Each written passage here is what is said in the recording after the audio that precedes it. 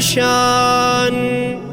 وله صالح القفان تفخر معانيها، تخرج وطال العز بالجد والاتقان، وهذه الشهادة العالية اليوم يجنيها، وهذه الشهادة العالية اليوم يجنيها.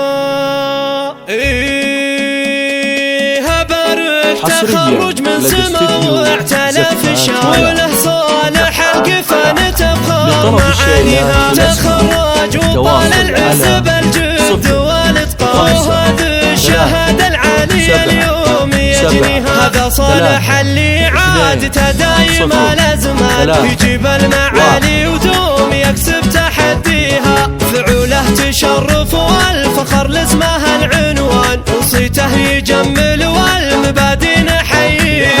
ويا صالح اللي فيك متكافي الاوزان، وفيك المدايح كيف تبدا قوى فيها، ولد راعي الطلات ومقلط القعدان، محمد وابوها للمهمات يوفيها، كريم اليمين الحر حي الوصي عطان، مثل المراجل والمواقف راعيها، وعمامه بهم نفخر سيوف على العدوان، رجاجيل من شمار ومعروف ماضيها، خوالله الجنده بوقت الحما فرسان، فخر ناس لشمر قوم نفخر بطاريها، ويفخر بربع شمر ومجدهم برهان، وهم صفحة التاريخ تبداها لها، وصول المراجل والحضر لها أركان، هل الخير والمعروف وافعال نرويها، عسى دوم يا صالح بلوغك سمو وشان، واعلى المراتب والمناصب تلاقيها، بارك تخرج من سما واعتلى في الشان، وله صالح القفان تفخر معانيها، تخرج وطال العز بالجد والاتقان، وهذه الشهادة العالية اليوم يجنيها. هذا صالح اللي عادته دايما الازمان، يجيب المعالي ودوم يكسب تحديها،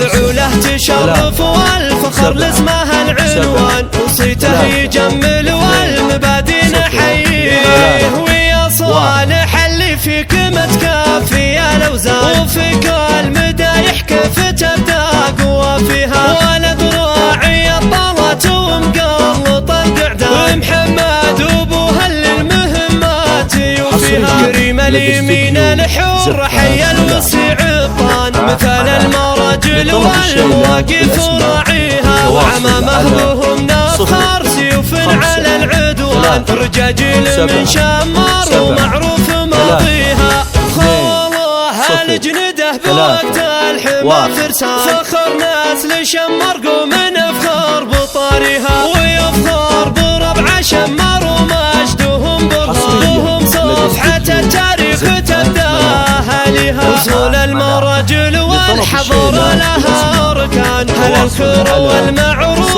وافعال نرويها، عسى دوم يا صالح بلوغك سمو وشان، واعلى المراتب والمناصب تلاقيها.